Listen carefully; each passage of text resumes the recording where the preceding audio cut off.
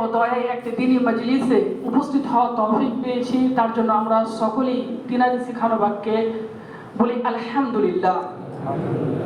ততপর লাখো দরুদ ও সালাম বর্ষিত হোক আমাদের সর্বকালের সর্বশ্রেষ্ঠ রাসূল খাতামুন নবিয়্যিন রাহমাতুল লিল আলামিন মুহাম্মদ সাল্লাল্লাহু আলাইহি ওয়াসাল্লামের প্রতি। আল্লাহুম্মা সাল্লি আলা, আল্লাহুম্মা বারিক আলা।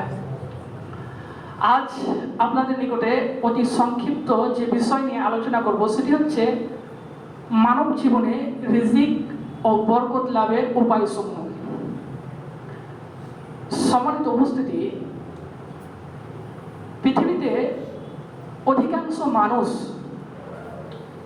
যে বিষয় নিয়ে দুশ্চিন্তা, বেশি টেনশন করে তার মধ্যে অন্যতম একটি হচ্ছে রিজিক।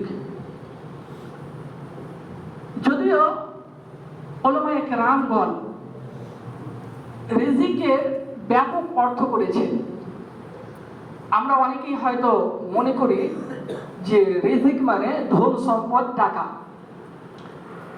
কিন্তু এর ব্যাখ্যা বা এর অর্থ অনেক করেছেন। যেমন আপনার সুস্বাস্থ্য, এটাও উলামায়ে কেরামগণ রিজিকের অন্তর্ভুক্ত করেছেন। আপনার ইলম, এটাও রিজিকের অন্তর্ভুক্ত করেছেন। এমনকি আপনার নেককার স্ত্রী রয়েছে, এটাকেও রিজিক বলেছেন। তো আমরা রিজিক বলতে এই সমস্ত বিষয়গুলো বুঝবো, শুধুমাত্র ধন সম্পদ নয়।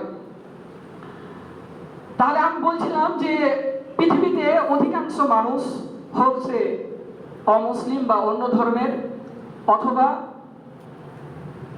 ইসলামের সঙ্গে সম্পর্ক রাখে, সালাত আদায় করে, এমন ব্যক্তিও, প্রত্যেকটা ব্যক্তির টেনশন, দুশ্চিন্তা, দিনের অধিকাংশ সময় সেই চিন্তার